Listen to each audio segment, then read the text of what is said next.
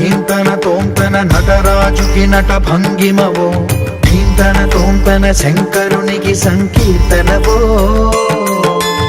ఈశ్వరుడే అనునిత్యం తనలో తలచుకునే ఓంకారమువో, శివ హృదయం కరిగించే ఆ పంచాక్షరివో.